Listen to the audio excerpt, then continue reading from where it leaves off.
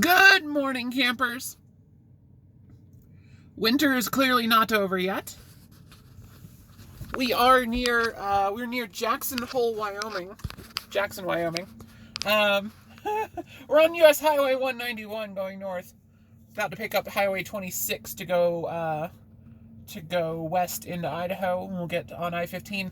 So we had like this one final snowstorm for the year. It's the end of April. Today's April 30th.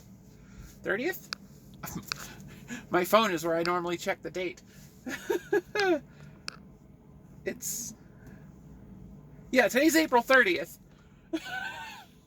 So, summer is like right around the corner. Like, chain law goes out of effect in Colorado like tomorrow. And it's major snowstorm. What on earth? What on earth? But we actually lucked out. Another trucker just pulled into this pullout behind me. I slept here last night. I found this little pullout on Google Maps trying to find somewhere to park along this road, and I put all my eggs in this basket because I rolled in here with 4 minutes left on my clock, which is not smart. It's definitely not smart, because I got real worried as I rolled up here because there was a construction zone just south, and if that construction zone had blocked off this pullout, which they do a lot of times in Wyoming, if they do construction near a pullout, they close the pullout and use the pullout for parking of construction vehicles. If they'd done that, I was in trouble, and luckily they did not. So we're good. We're good. We got our parking spot. Too many eggs in one basket, though. That was unwise. But we are on a little bit of a tight run. I've got 8 minutes before I can start my pre-trip legally, so I'm here. Hi. We're heading up into Montana. We picked up the Sam's Club run, which is we do this run a lot to get up to Missoula. I'm not actually on my way home. They just gave me this normally, so. Maybe not wise to take this load because we don't always get loads out of western Montana, but, you know, I'll do it. Worst case scenario, if they don't have cargo for me, I'll take a day off in Missoula and get some sleep. Get a reset in. But we're heading up to Great Falls, Montana. So we pick up these Sam's Club loads from the Sam's Club Distribution Center, which is attached to the Walmart DC in Loveland, Colorado. That's a pretty long haul. Walmart themselves don't like sending their own trucks up to rural Montana because there's no backhauls for them. So they contract that out to Prime, and Prime basically gives them all to Jim Palmer. Not all of them. I've run into Prime drivers at the Sam's Club before. So, you know, there's you know, it's not just us, but it's mostly Jim Palmer drivers wind up doing this one. Bye! Tanker's leaving. Double tanker. Though the first vehicle is a straight truck. There's a straight truck pulling a full trailer. You know, that is a semi-trailer, but it's got a dolly under it. So, not designed as a full trailer, but still cool. Yeah, so we take this load a lot.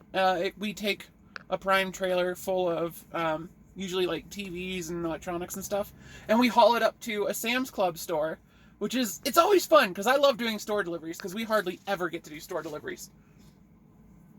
And store deliveries are interesting because stores are tricky to get in and out of for big trucks.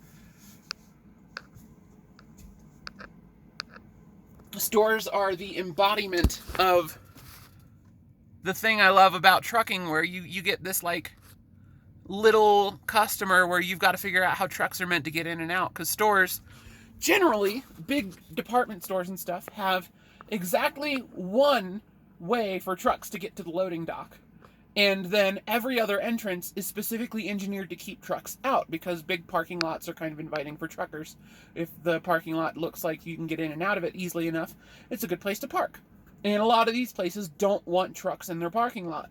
So they engineer them with, you'll see a lot of planters, a lot of green space, a lot of concrete blocks and stuff, or especially on tight turns, they'll put like boulders in the planters and stuff to keep us from trying the turns. Because if you misjudge and run over the planter, you get stuck on the boulder.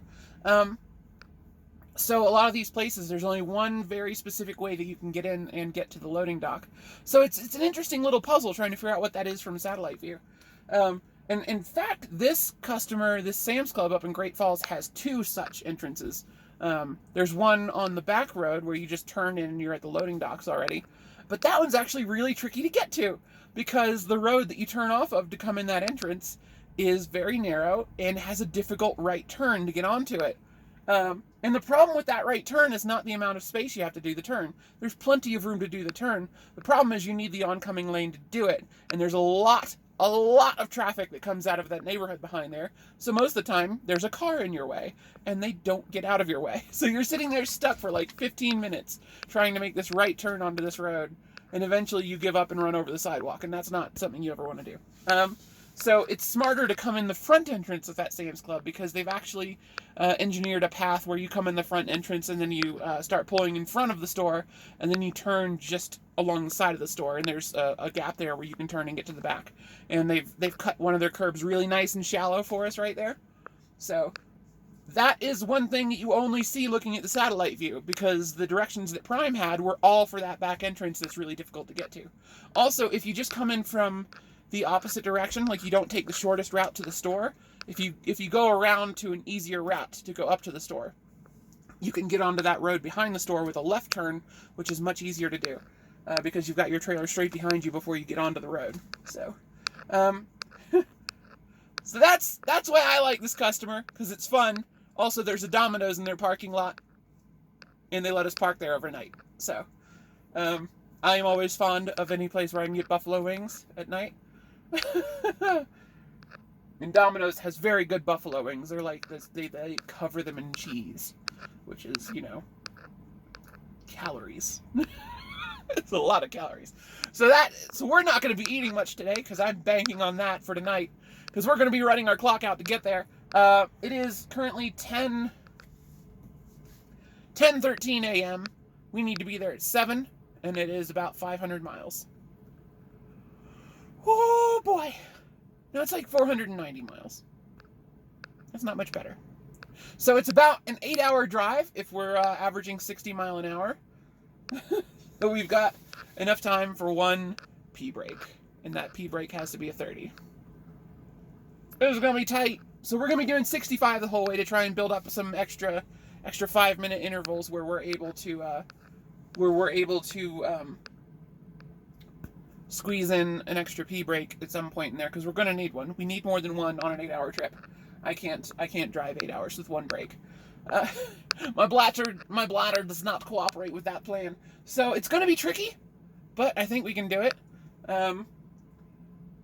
And with any luck, we'll hit some snow and we'll have a good excuse for why we're not going to make it in time. So